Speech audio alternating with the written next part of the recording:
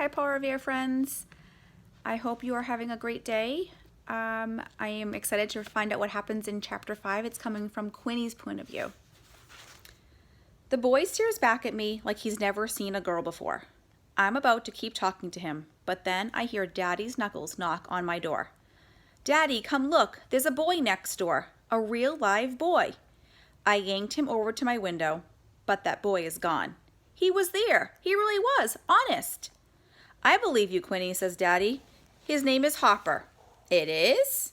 His mother just came by to welcome us. She did? She was also wondering if you wanted to go over there and meet Hopper. I jump up so fast that I almost fall down. The answer is yes. We hurry next door. Hopper's house looks just like the gingerbread house I decorated in school last year. He's lucky he gets to live in a tasty dessert house, not a stinky red barn house.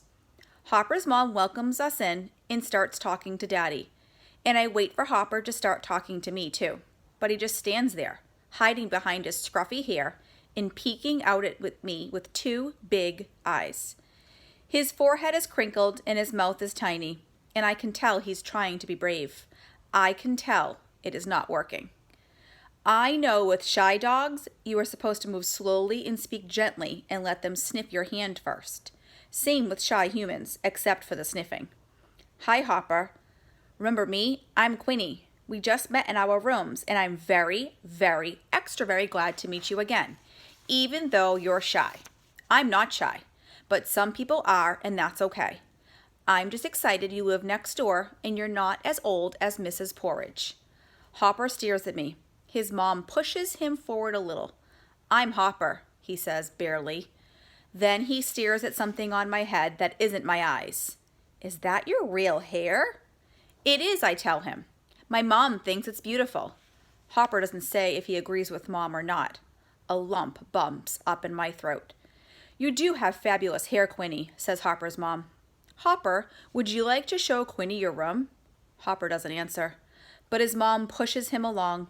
I follow him upstairs and almost crash into him as he stops suddenly by a closed door. He blocks that door with his whole body. Then he stares at my head again. What are those holes in your cheeks? He asks. Another lump bumps up in my throat. What holes? I ask. But Hopper doesn't explain. The next thing he says is, how many teeth do you have? I don't know, but that's a good question. So I open my mouth and we count them. Number of teeth in my mouth? 22. Then we count Hopper's teeth. Number of teeth in Hopper's mouth? 22.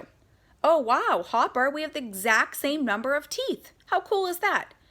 Do you have any loose ones? I still have two wiggly ones that are almost about to fall out. Please don't shout so loud up in my nose, Hopper says. Sorry. I step back an inch. Is that better?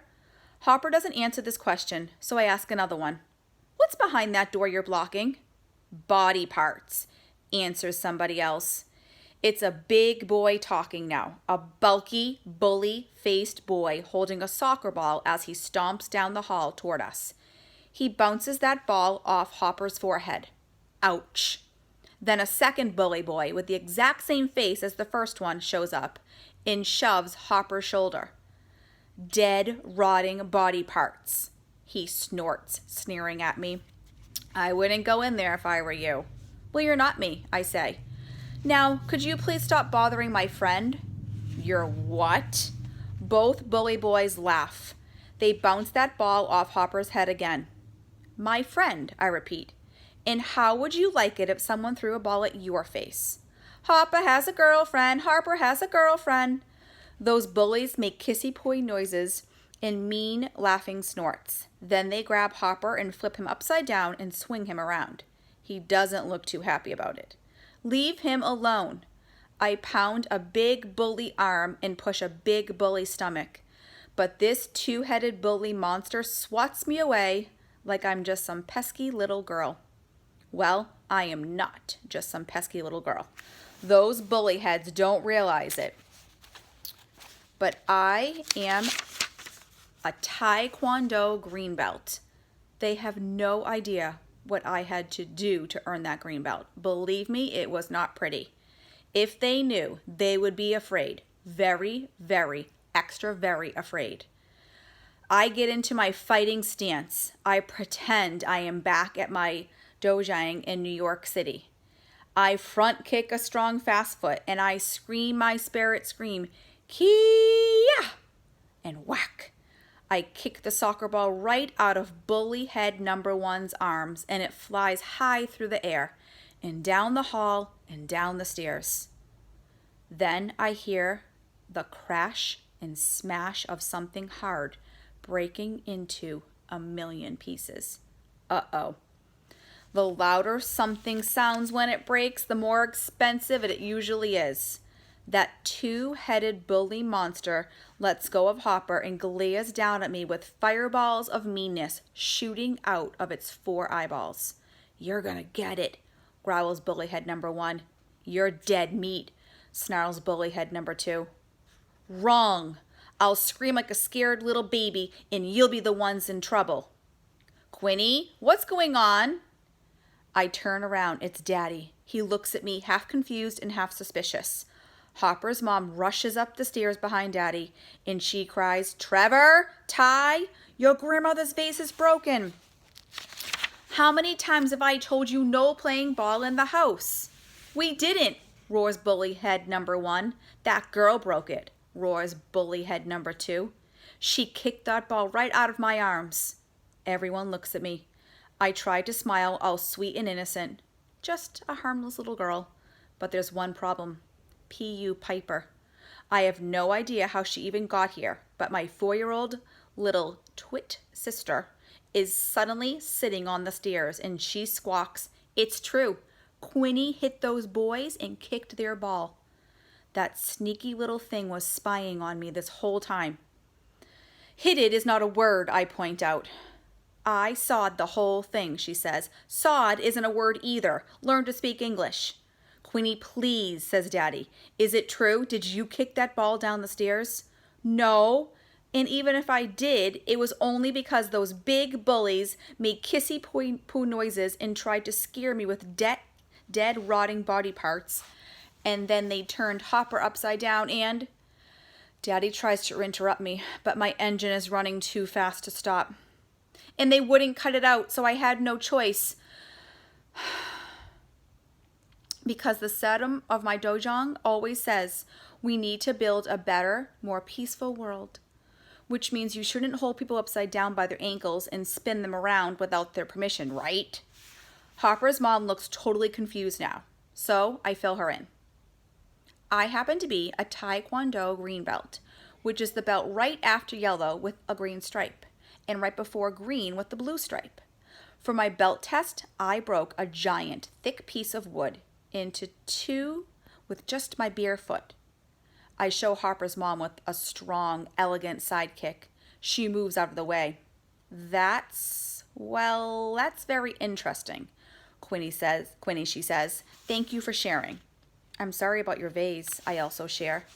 Daddy tells Hopper's mom that we will pay for the vase. I don't know why, because none of this was my fault in the first place. Hopper's mom says that it is out of the question, and then she turns to her own kids and says, Boys, I'm disappointed in you. All 3 of you. This isn't how we behave with guests. You'll spend the rest of the afternoon in your rooms, thinking about how to use better manners. What? Wails bully head number 1. No fair, howls bully head number 2. Hopper's the only one who doesn't look upset to be stuck in his room for the rest of the day. I don't understand that boy. To your rooms now, Hopper's mom says, and no video games either. The bully twins glare at me with tiny, meanie eyes. One of them growls and the other shouts, Dead meat. I stick close to Daddy, who's a lot bigger than they are. He picks up Piper and pulls me toward the stairs by my shirt sleeve. Let's go, girls. His voice sounds like he has a headache. Bye, Hopper.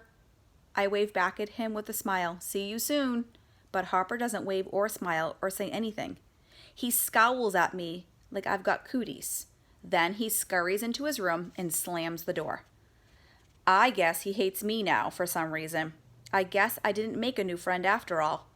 As we walk away from Hopper's house, Piper makes that smirky, sneaky smile that she always makes when I'm in trouble.